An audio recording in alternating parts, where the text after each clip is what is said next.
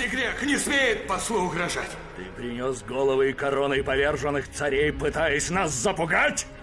Обидел мою царицу. Рабством и смертью угрожаешь моему народу. Я хорошо обдумал твои слова, паршивый перс. Тебе нужно было бы сделать то же самое. Это безумие! Оскорбление!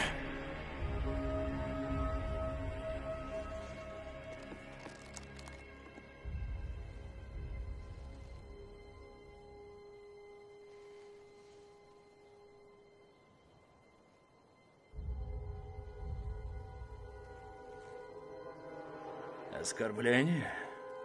Нет, это Спарта!